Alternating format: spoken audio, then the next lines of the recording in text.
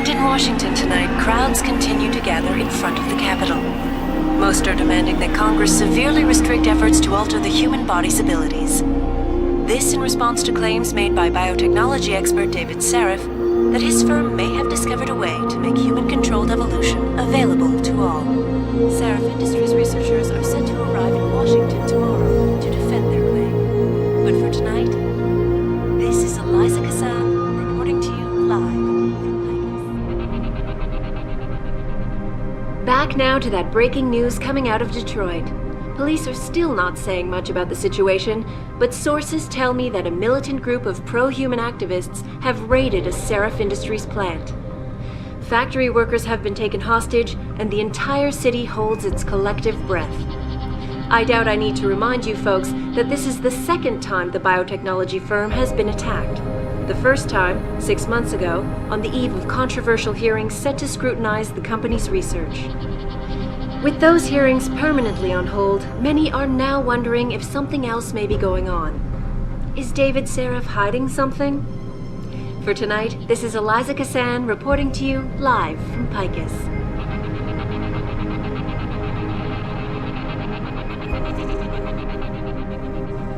All the media speculation surrounding that hostage situation in Detroit has just blown through the roof, thanks to the arrival of William Taggart, celebrity author and founder of the anti-augmentation organization Humanity Front. Speaking from the tarmac at Wayne County Airport, Taggart called the attacks an extremely regrettable affair. I'd very much like to meet with David Sarif in person to offer my deepest sympathies and assure him that these attacks are in no way linked to Humanity Front. My people have worked tirelessly to find a peaceful solution to this dispute, and I unequivocally deplore the methods used by these hostage takers. Now, that being said, I do hope the UN takes a concentrated look at what happened here tonight. Mr. Taggart went on to express a sincere desire to stand in front of the General Assembly with David Sarif, united in their cause to find a common ground. Should that day ever come to pass, one cannot help but wonder if millionaire Hugh Darrow, the man whose innovations first propelled augmentation technology to the forefront, will also be present. So far, Mr. Darrow has refused our repeated requests for an interview. This is Eliza Kassan, reporting to you live from Picus.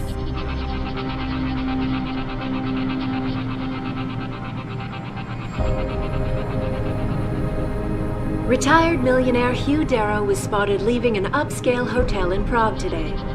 The same hotel that was concurrently hosting a 3-day conference for UNESCO. This sighting comes barely 3 days after VersaLife CEO Bob Page was also spotted powwowing with United Nations delegates, this time outside the international organization's New York headquarters. I don't know about you folks, but it suggests to me that we may be finally seeing some action in the ongoing debate over human enhancement technology.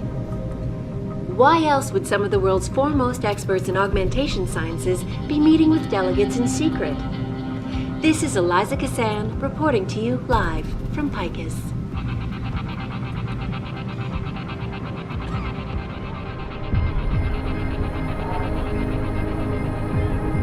It doesn't happen often, folks, but it appears that I may have to retract an earlier statement.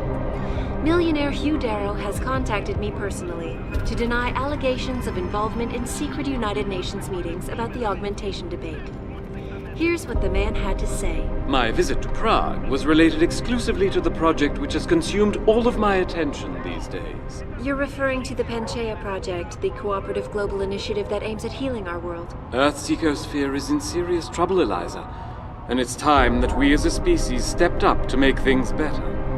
Our best chance at doing this is to modify ocean temperatures through a combination of ion seeding and geothermal management. Forgive me, Mr. Darrow, but many people believe that your Arctic Ocean installation is more risk than certainty.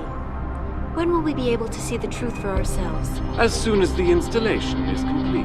If you would like to hear more of my exclusive interview with Hugh Darrow, log on to www.picusweb.com. This is Eliza Kassan reporting to you live from Picus. To China now, as details about a bold maneuver by biotech corporation Taiyang Medical continue to emerge. Sources close to the multinational giant inform me that it has successfully purchased rival corporation Enprotech of Scotland. Enpro stock had taken a dip earlier in the day as rumors began to circulate, accusing CEO Ollie McTavish of embezzlement. McTavish denied the allegations, but could not explain how millions of dollars in revenue ended up in his personal account. "I'm sure it was just a clerical error," quipped Zhao Yunru, CEO of Taiyang Medical, as transfer of ownership was officially declared. The purchase gives Taiyang a significant increase in global market share. This is Eliza Kassan, reporting to you live from Picus.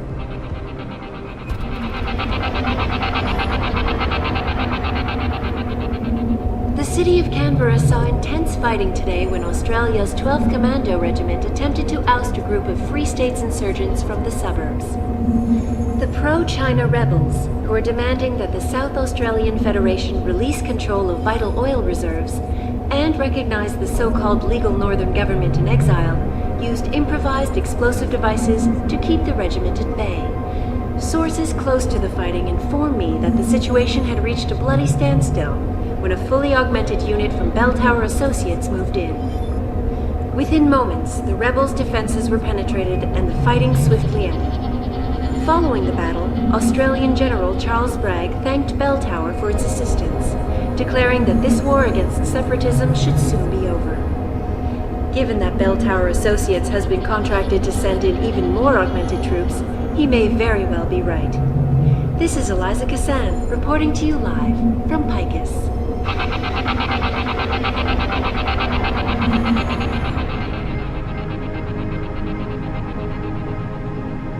Thousands of angry rioters took to the streets in several cities this evening after viewing controversial satellite footage uncovered by Picus.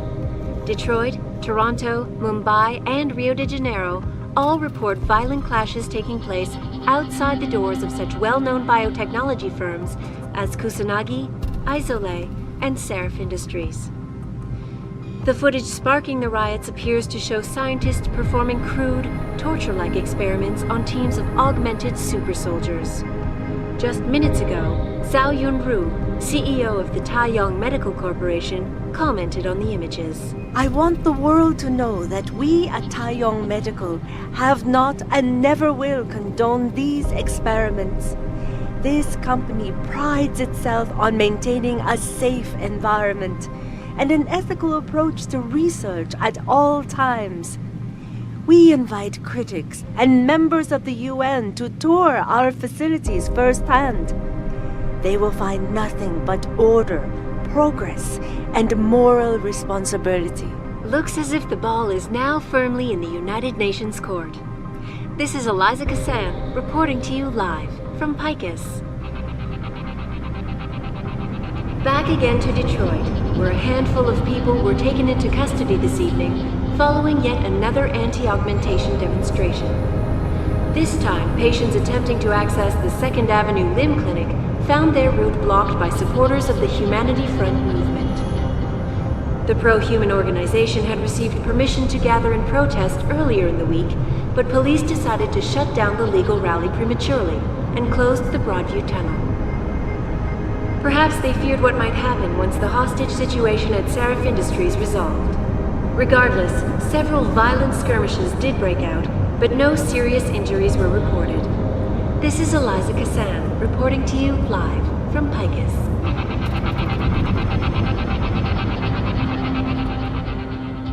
Returning to tonight's biggest story, the World Health Organization today issued an unprecedented recall on augmentation technology. For days, reports of temporary malfunctions and electrostatic disturbances have been flooding in from around the globe. Elizabeth Duclair, spokeswoman for the WHO, confirmed that the cause of these disruptions has been linked to a major malfunction in the multi-channel peripheral nerve biochip, a device which transmits neural impulses directly to inorganic tissue. She is urging people to visit their local limb clinics immediately to have the faulty chips replaced. Inside sources tell me that augmentation giant Taiyang Medical is scrambling to produce enough new and improved biochips to meet the expected demand.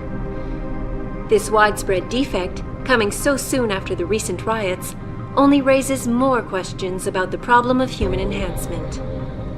Is this the beginning of a complete technological breakdown, or just another glitch in the system? This is Eliza Kassan, reporting to you live from Picus.